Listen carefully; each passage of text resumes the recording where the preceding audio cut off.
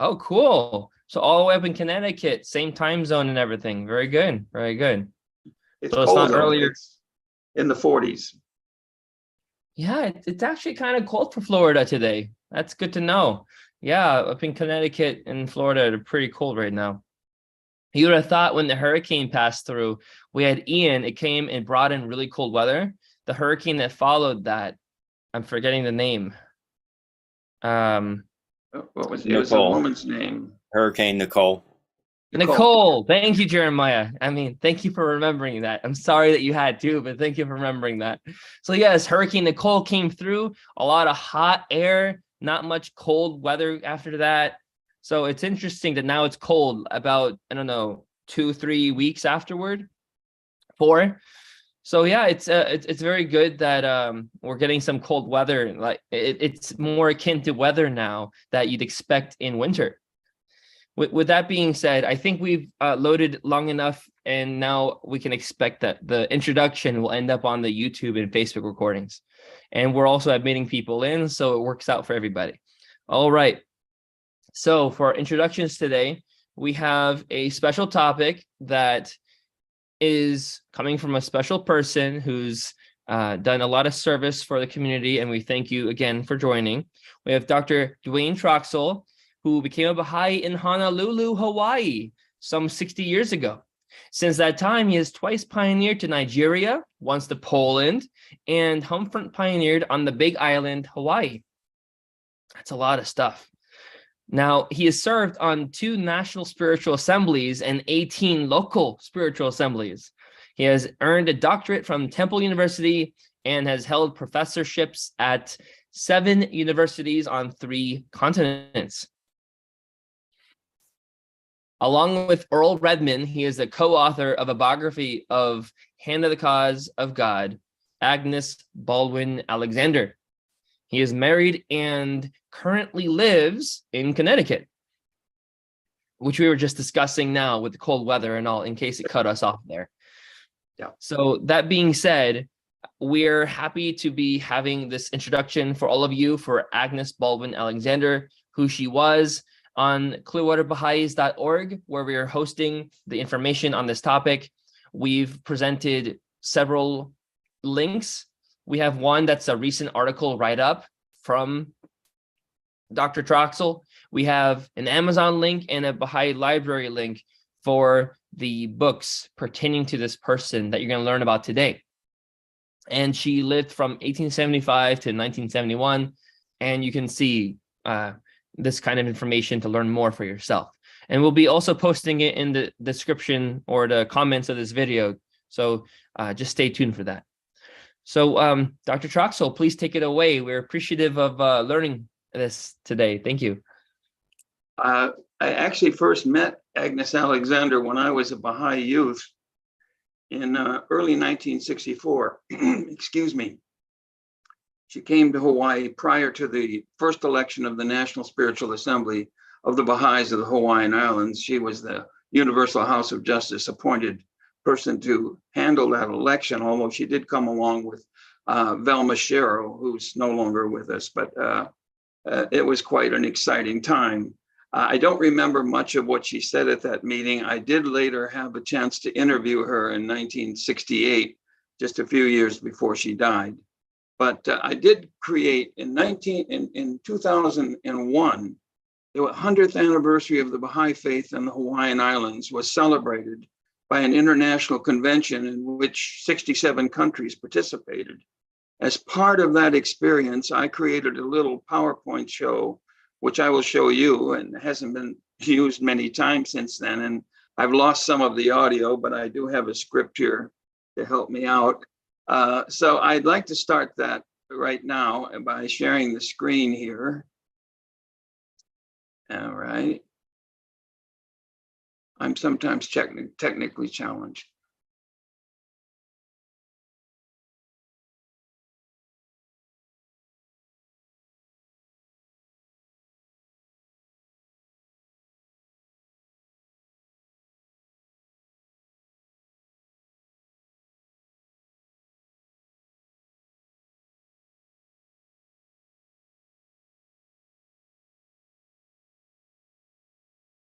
If there's supposed to be volume, we don't hear the volume, but we can see the images.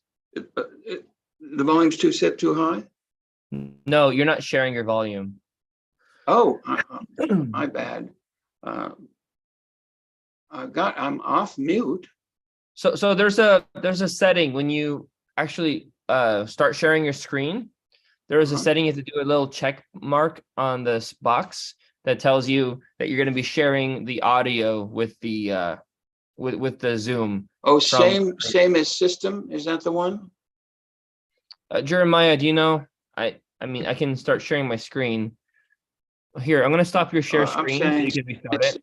No, okay. Okay. So click on here. Get out of sharing screen, please. Okay. Stop the share screen. I'll tell you how to do it. Okay. Okay. So click on the button that says share screen again, and just only that button, please. Share screen button. Okay. Okay. Now this box pops up with its basic advanced files. You have whatever you want to share. You click on that on top, and on the bottom left, there's going to be a share sound and optimize for video. I've got it. All right. Should I click on the optimize also or no? I think so. Yeah. Do share sound and optimize. Okay. Let me just back up a screen here if I can. Okay. And then when you share your screen again, we can hopefully hear the audio. Okay. Let me just. Thou hast assisted thy servants in the past, and though they were the weakest of thy creatures, the lowliest of thy servants, and the most insignificant of those who lived upon the earth, through thy sanction and potency they took precedence over the most glorious of thy people and the most noble of mankind. Agnes Baldwin Alexander was the first Baha'i of Hawaii and the Pacific. In May of 1832, a young missionary couple strained at the horizon for their first glimpse of land in months. Out of the sapphire depths arose the loveliest fleet of islands that lies anchored in any ocean, the kingdom of Hawaii.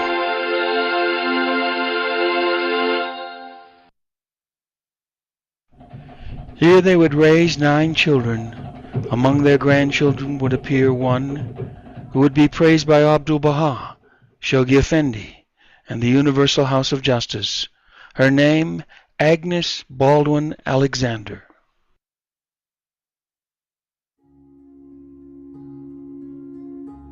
This is Agnes's birth home.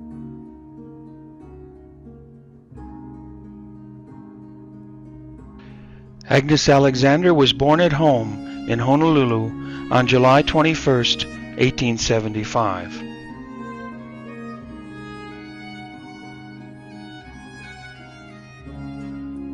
She was born during the reign of King David Kalakaua, monarch of the Kingdom of Hawaii. It was a time when foreign powers coveted Hawaii's strategic location, excellent harbors, and rich land. Agnes's paternal grandparents sailed from New Bedford, Massachusetts in 1831, arriving in Honolulu after 6 months at sea. Her maternal grandparents were in the 4th Company sent out by the American Board for Foreign Missions.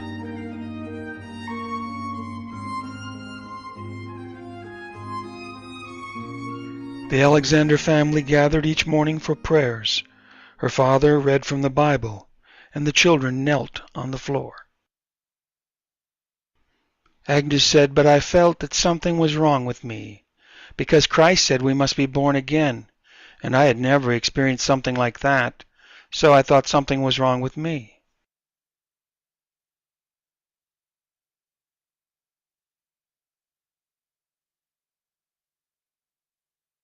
Agnes was the youngest of 5 children born to William DeWitt and Abigail Charlotte Alexander.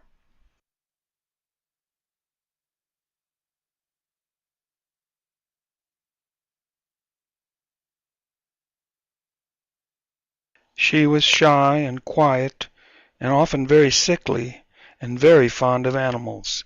In the background is her horse, Coco.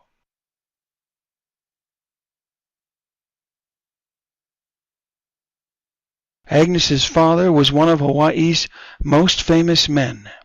He was a Yale graduate, a member of the King's Privy Council, president of Oahu College, a founder of the Hawaiian Historical Society, and Surveyor General of the Hawaiian Islands. Professor Alexander authored scores of learned papers. He may be best remembered for a brief history of the Hawaiian people. Agnes's mother had been accustomed to hardship at a very young age. Abigail Charlotte Baldwin, Agnes's mother, was born in a grass house in Waimea on the Big Island. She would often accompany her physician father on horseback.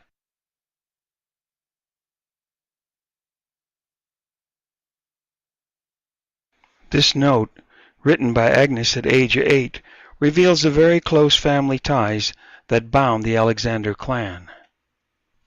Dear Henry, Mama and Willie have gone downtown shopping. I wish I could see you. 3 of Biddy's chicken are dead. I read to Mama almost every morning. Mary and I went down to the Whitneys to play with Ada. I send you a kiss. Goodbye, Agnes. Because the 2 oldest children were more than 10 years older than Agnes, she was closest to her brother Henry and sister Mary. Agnes's growing years coincided with the development of many important inventions.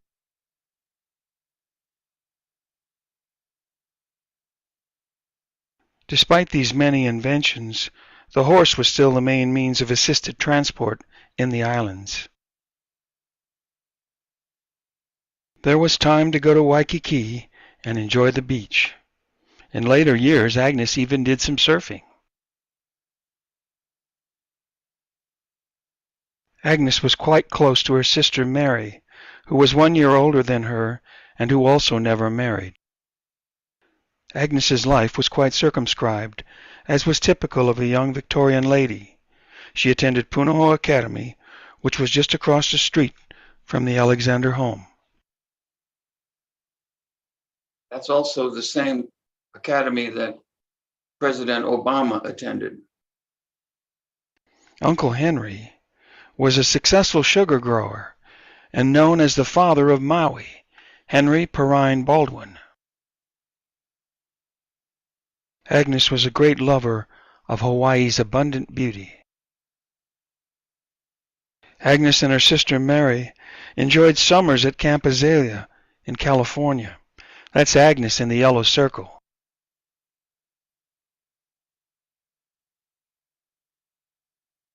Agnes and her best friend Ada Whitney graduated from Punahou in 1895. Her graduation essay was entitled Our Poor Relations and was on kindness to animals. Agnes was now an adult, but she was still preoccupied with being born again. It should be mentioned that this was the time of the sugarcane wars and threatened annexation.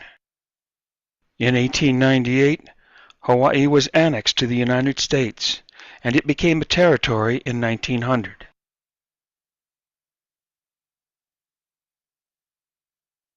Some of the information compiled for this program was gleaned from Agnes's mother's diaries. Agnes was a bridesmaid, but never married, though she did come close at least once. The details of that romance are not yet known. Agnes studied at Oberlin College and at Berkeley, but she never completed a degree. She did teach young children at Punahou for some years. In the spring of 1900, a group of young islanders were going on a tour of Europe and America. Agnes was able to go along with them through the generosity of her Aunt Em, who provided a ticket. Agnes's father drove the family carriage down Nu'uanu Avenue to the waiting ship in Honolulu Harbor. Agnes crossed the U.S. mainland and was traveling in Europe when she received sad news. Her much-loved brother Henry died in Napa, California, August 22, 1900. In late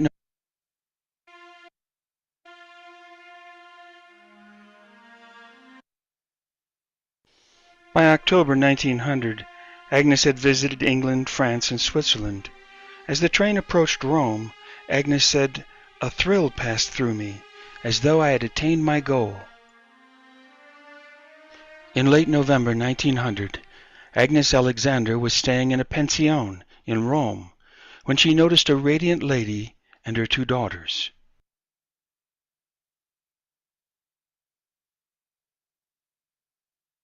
Her name was Mrs. Charlotte Dixon, a Baha'i from Maryland. She and her two daughters were just back from pilgrimage.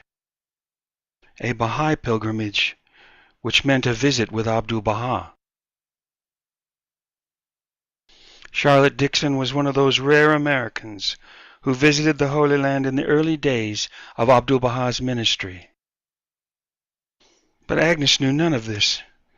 For 3 straight evenings, she met with Mrs. Dixon in the back parlor after dinner. Spiritual matters were discussed, but neither the name of the faith nor its head were ever mentioned. Agnes later wrote, "The 3rd evening, after meeting with Mrs. Dixon, when I retired to my room, sleep did not come.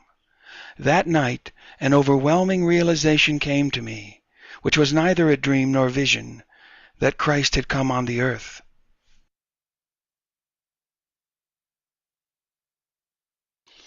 All night I waited, unable to close my eyes. When morning came, I met Mrs. Dixon as she came from breakfast, and together we entered my room. There I turned to her and said, "Christ is on this earth."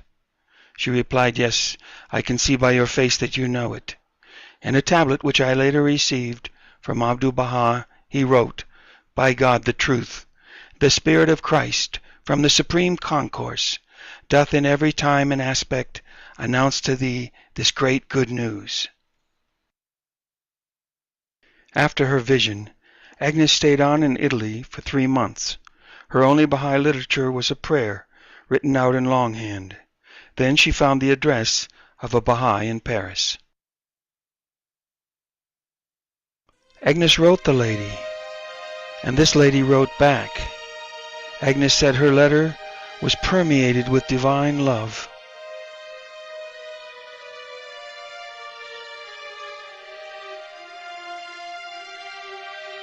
"I feel by your beautiful letter that God has chosen you to be a servant in His blessed vineyard, and you will be greatly blessed." When Agnes entered the Paris gathering and looked around, she saw the look of peace and light on the faces. They had found their Lord and they were at rest.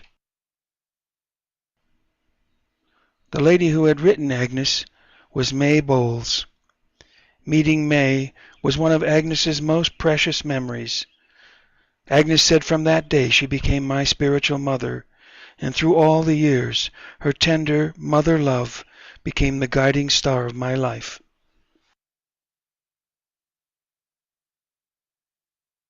May had been in the very first group of Western Baha'is to visit Abdu'l-Baha.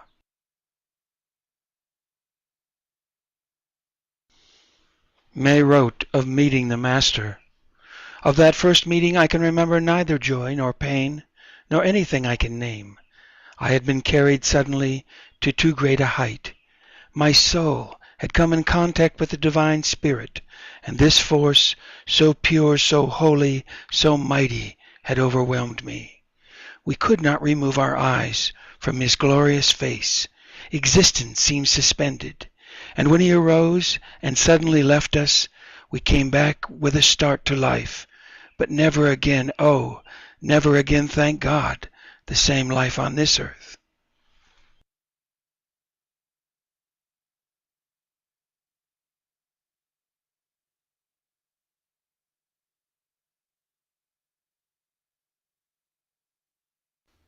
Before leaving Paris, Agnes met a fellow islander.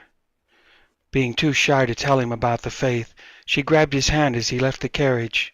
Christ is returned, she said. He believed at once, thus becoming Hawaii's second Baha'i. Returning to the U.S., Agnes was invited to be a guest of Sarah Farmer, another new Baha'i.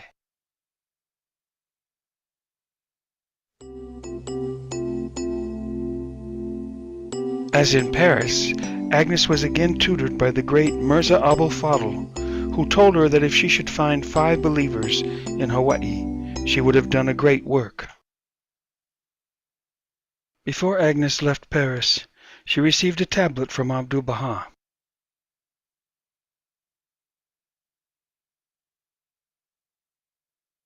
Before Agnes left Paris, she received a tablet from Abdu'l-Baha.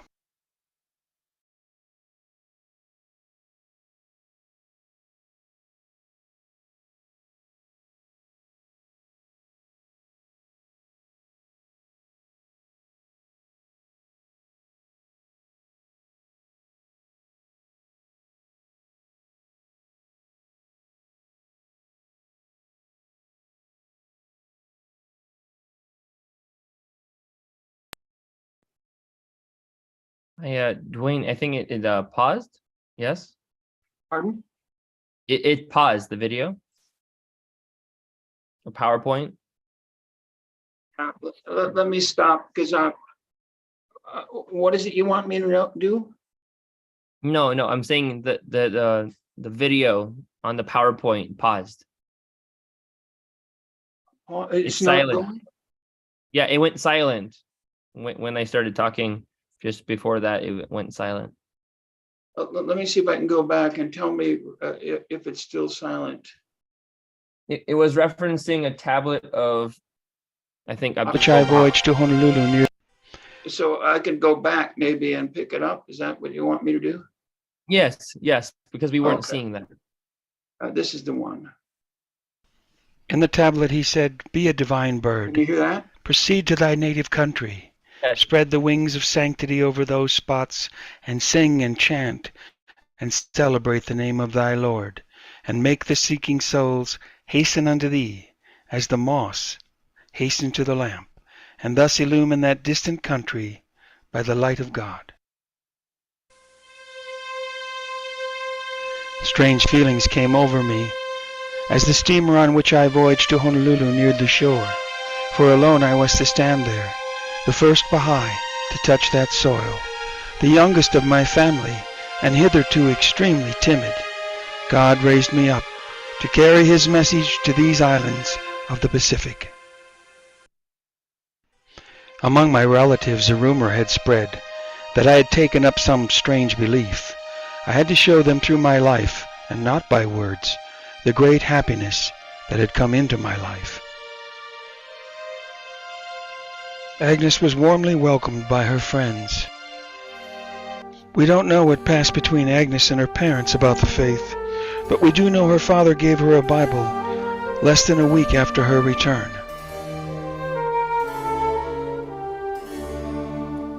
Agnes was now back in the bosom of her family.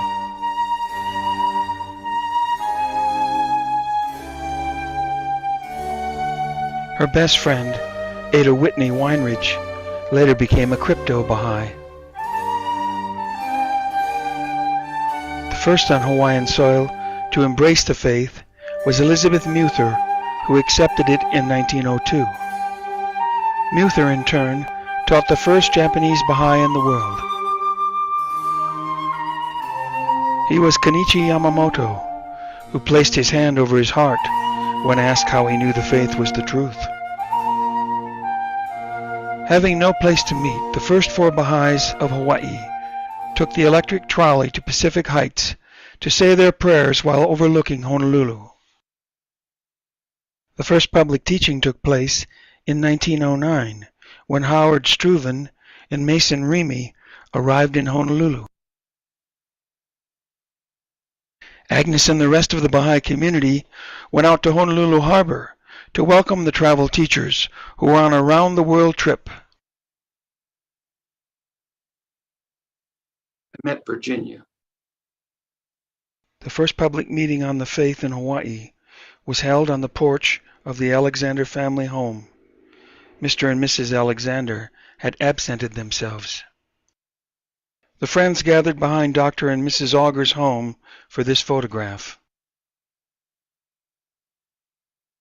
Agnes's efforts had yielded fruit, and a little colony of believers existed in Honolulu. Agnes's news of the talk was carried on the front page of the paper, announcing, "Would unite mankind."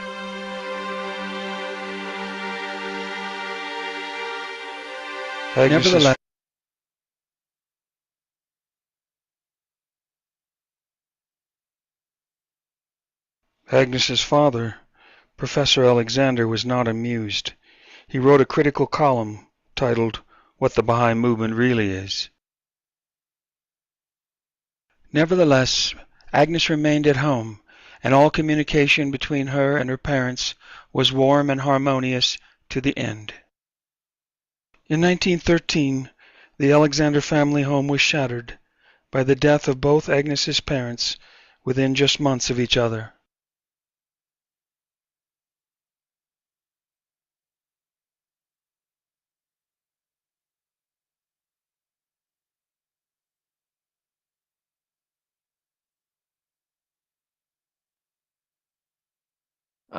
The audio's out now again. The audio for those parts were lost. I'll just say briefly that Agnes went to stay with her spiritual mother in Montreal. And of course, the Maxwell home in Montreal is now the holiest site in all of Canada.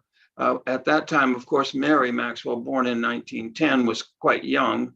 And she was able to spend some time with May and Mary. Mary became very close to Agnes throughout her life.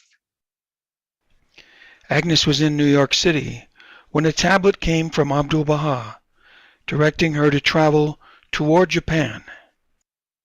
One way toward Japan was through Europe, where Agnes had relatives in Italy. Agnes traveled to Milan, where she stayed with her Aunt Lottie and Lottie's Italian husband. And her Italian uncle Ferrari was working with Maria Montessori, who some of you may know developed the Montessori method of teaching. From Milan, Agnes ventured north to connect with some Baha'i friends. Europe was then a powder keg, and a match was just struck. At that moment, Agnes was in Switzerland, staying at a beautiful inn. Baha'u'llah had warned that an unforeseen calamity followed humanity. Agnes was stuck in Switzerland as World War I began to. It is now advised.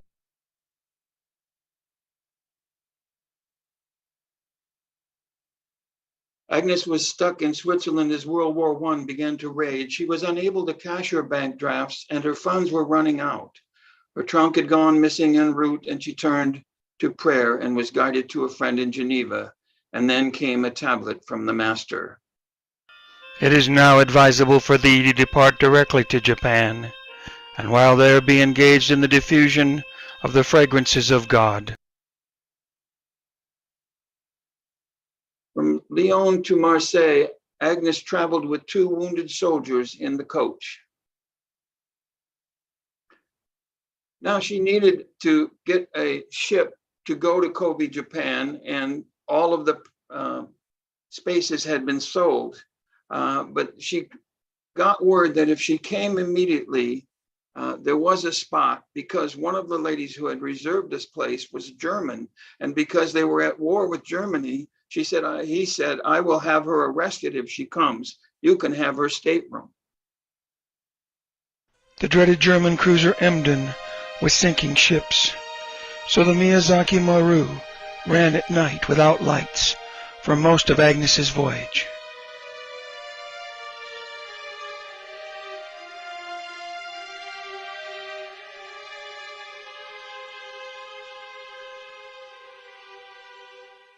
In Kobe, Agnes arrived in Kobe, Japan, November 1st, 1914. In Kobe, Agnes joined forces with Dr. George Auger, who had preceded her to Japan, and who was later named a disciple of Abdu'l-Baha.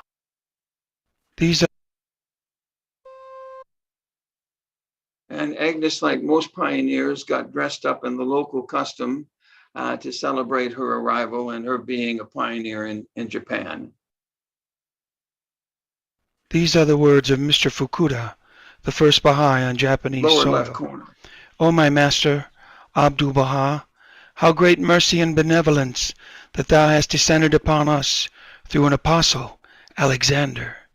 Though I am a base and poor youth, I am being awakened and bathed in the ocean of thy mercy. Water me forever with the fountain of mercy.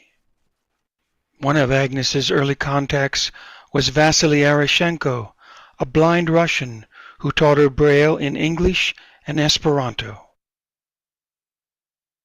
Of all the trips I have taken in Japan, the one that brought the greatest blessing and joy, which has extended and increased throughout the years spent in that country, it was the door which opened to the blind of Japan the cause of God, bringing them eternal life. It was the trip to the seashore at Ijiri in 1916. One morning, as I was walking on the beach, there came a messenger of the kingdom of Abba, and lifted the veil of my soul. Every word she spoke to me was wonderful and luminous. It dispelled the darkness from my soul, brought fragrances to my heart, like the breeze from green fields, and made my inner sight keener and fresher than ever.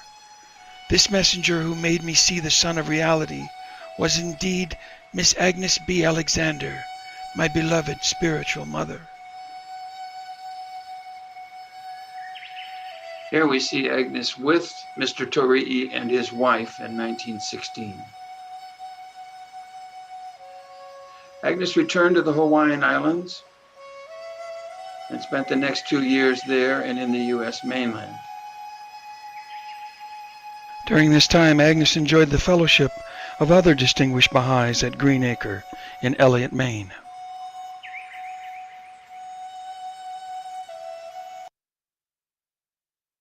In 1919, Abdu'l-Baha's blueprint for the spiritual conquest of the planet was unveiled in New York City.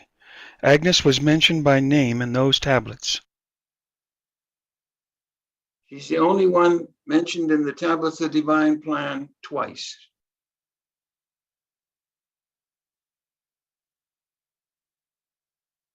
World War II caused interruption in communication with the Master, with the exception of Agnes, who received this remarkable tablet from Abdu'l-Baha.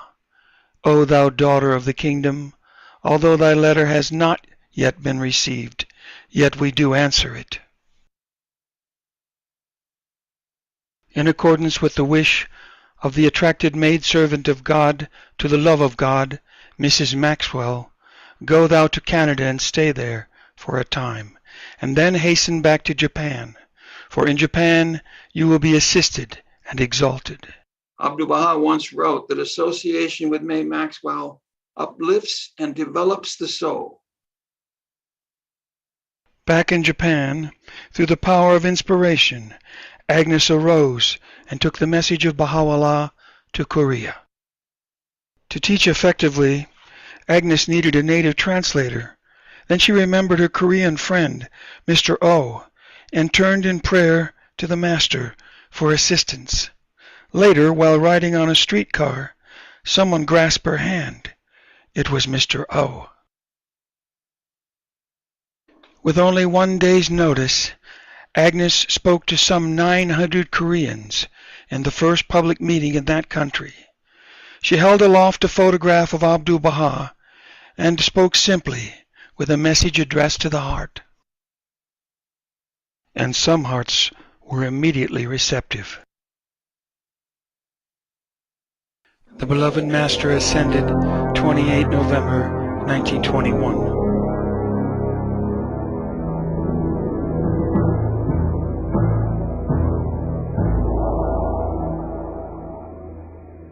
After the Master's passing, Agnes wrote to a friend, In his great love and mercy, he left a tablet for the new friends of Korea, and one to me. Pray that I may fulfill his hope in Korea, and may be selfless at his door.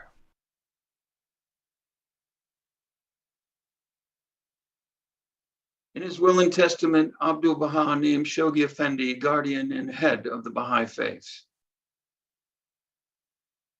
I recall so vividly the radiant joy that transfigured his face whenever I opened before him your supplications.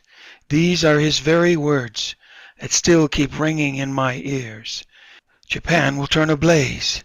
Japan is endowed with a most remarkable capacity for the spread of the cause of God. I feel that your destiny lies in Japan, where your noble and pioneer services future generations will be fittingly glorify and thankfully remember. On September 1st, 1923, a stupendous earthquake rocked Japan. In the afterquakes, Agnes read Abdul Baha's prayer for protection, and each time the earth quieted after her reading. The Lord has surely kept you safe amid the crumbling walls of that great city of Japan, that you, in turn, might accomplish the task that lies before you, and I never doubt that you are surely worthy of His grace. After the quake, Agnes left Japan to join Martha Root, who was teaching in China. Agnes's sister Mary accompanied them. In one of her letters, Agnes describes how the three of them were pulled along in an ox cart in bitter cold, and saw the chopped-off heads of highwaymen mounted on the walls of a city.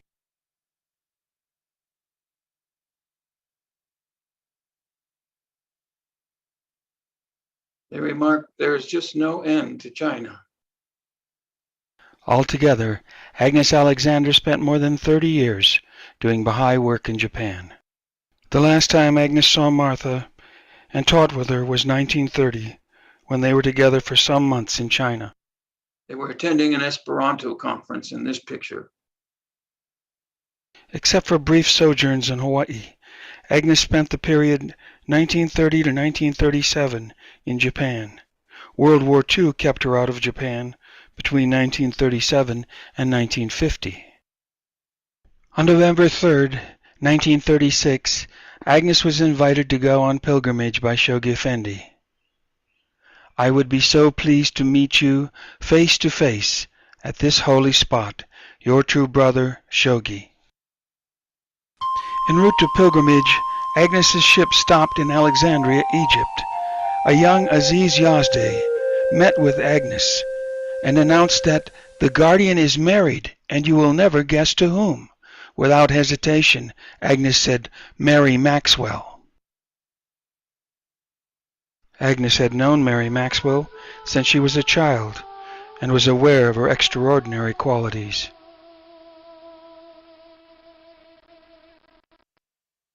Agnes had a wonderful pilgrimage. In addition to Shoghi Effendi and the greatest holy leaf, her spiritual mother May was there, now joined to the Holy Family by the marriage of her daughter to Shoghi Effendi. There was one sad note. Shoghi Effendi advised Agnes not to return to Japan. He said the immediate future of Japan is very dark. Japan is going to suffer. The Pacific will become a great storm center in the coming war. Great suffering. During her pilgrimage, the guardian asked Agnes to record her pioneer experiences. She wrote 2 books, 40 Years of the Baha'i Cause in Hawaii, 1902 to 1940, and The History of the Baha'i Faith in Japan, 1914 to 1938. After pilgrimage, Agnes was the last Baha'i teacher to travel through Germany before Himmler banned the faith. In 1940, Agnes's spiritual mother died at her pioneering post in South America. Agnes wrote, From the time May met her Lord and beheld the King in his beauty, her whole being was kindled with the divine flame. Countless are the souls who have been ignited through her divine love. As we know, she won a double crown of martyrdom. World War II kept Agnes out of Japan. Most of that time was spent in the islands, teaching.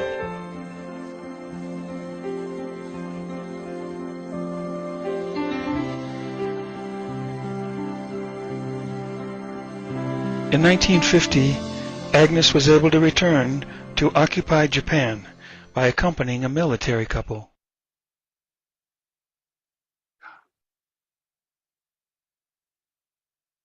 Then she was elevated upon the deaths of Hand of the Cause of God, George Townsend, to Hand of the Cause.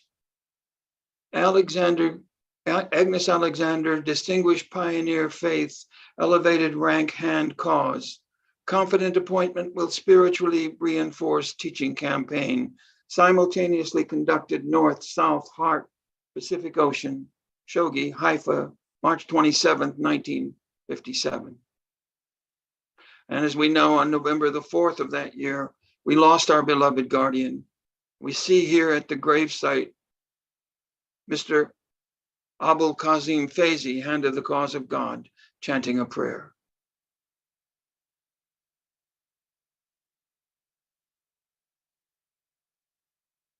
After that, there was a conclave called by Ria Khanum at Baji, and the first gathering of the hands to plan for the future took place there from 18th to 25th of November, 1957.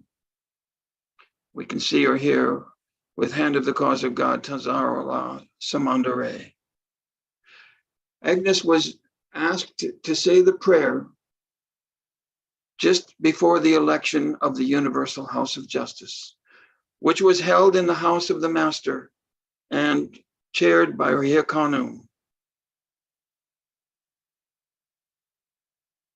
In 1964, Hawaii elected its first National Spiritual Assembly. It took place at the National Center now at 3264 Allen Place in Honolulu, April 1964. The evening before the election, the governor of Hawaii honored her at the Princess Kaiulani Hotel. I was an usher at that meeting. I'll just say that before the meeting began, Agnes came in with a cane and was being assisted by Mrs. Cheryl. And I was placing an ashtray on every other chair in the room, along with another behind, because everyone smoked in those days. And she came in and with a twinkle in her eye, she turned to me and said, "What are you going to do? Take up a collection?" And here she is with members of the newly elected NSA of Hawaii seated here in the first row. And that's Mrs. Cheryl sitting next to her. And the lady sitting immediately to Agnes's right is a lady named Henriette Fromm, who took care of Martha Root during the last days of her life on this earth. I'm actually up here behind this blonde lady. This is the first NSA of Hawaii.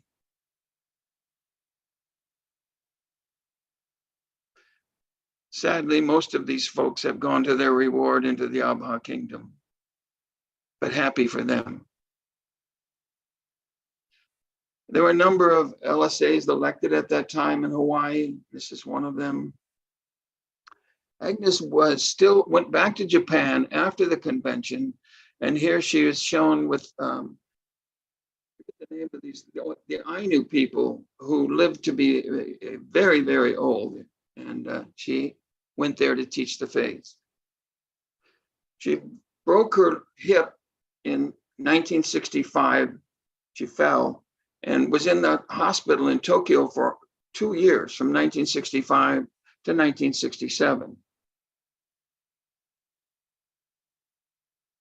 From there, her nephew came and got her and brought her back to Honolulu, where she was housed in the Arcadia in 1967. And ironically, the Arcadia in her room looked directly down on the house, on the place where she was born. Here's a cane she got from 2 visitors from West Africa. This is the monkey pod tree outside of her room, planted by her mother. So you can see she had a number of wonderful connections with her past. And this is a photo I found of Agnes in front of her home when she was a little girl, and she's dressed in white. That's her in white. This is her sister and her mother.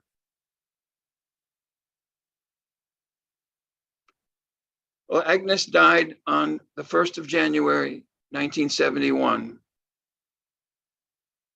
The Universal House of Justice wrote, profoundly grieved passing illumined soul and cause, Agnes Alexander, long-standing pillar cause far east, first bring faith Hawaiian Islands, the Universal House of Justice.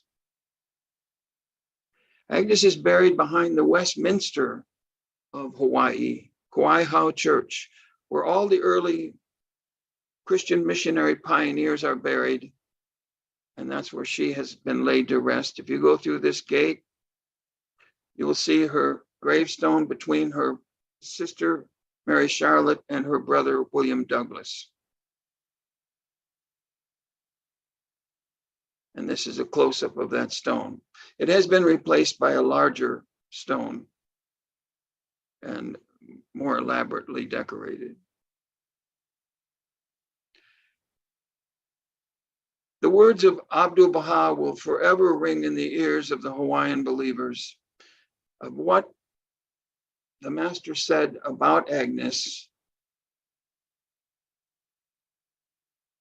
At this time, in the island of Hawaii, through the efforts of Miss Alexander, a number of souls have reached the shore of the Sea of Faith. Consider ye what happiness, what joy is this, I declare by the Lord of hosts, that had this respected daughter founded an empire, that empire would not have been so great. For this sovereignty is eternal sovereignty, and this glory is everlasting glory.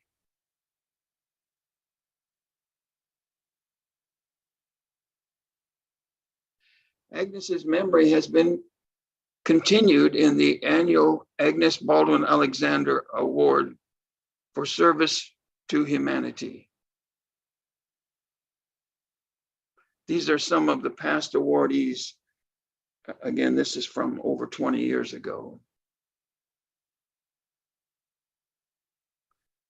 My wife and I had the privilege and great joy of being able to meet with Miss Alexander in August of 1968, where we presented her with some hand-woven silk and a hand-carved cane from the national body representing the faith in Nigeria at that time. When I handed her the cane, she looked at me very severely and said, "Who is this for?"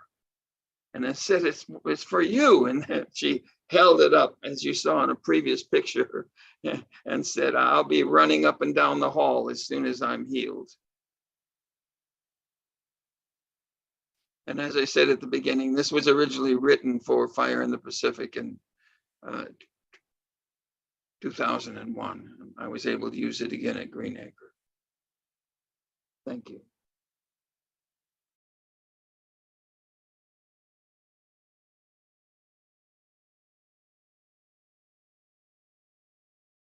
I'll defer to our host. If there's anyone that has questions, I try to answer them as best I can. The principal writer of this book on Miss Alexander, I must emphasize, is Earl Redmond. I did the research, but he did the masterly job of writing.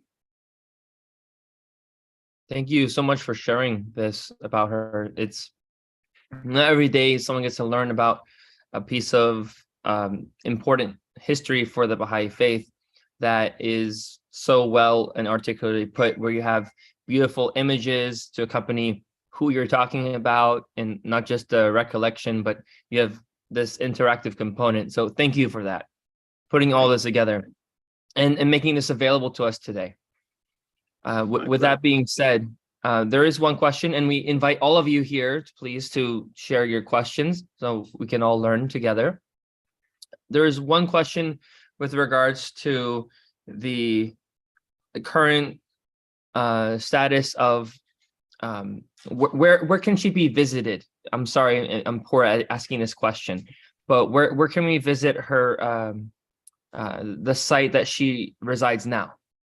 Her grave site is in Honolulu, behind Kwai Church on King Street. So if you go there, I'm sure you can contact the National Assembly, and they can direct you specifically to find her grave if you want to go there and offer prayers. It's also just feet from there is the Children's Missionary Society of Hawaii, which has her mother's diaries in it. And her father was born in that little house behind where she's buried, which is another fact. Thank you for that explanation. So in terms of, and this is amazing though, learning about her work in Japan.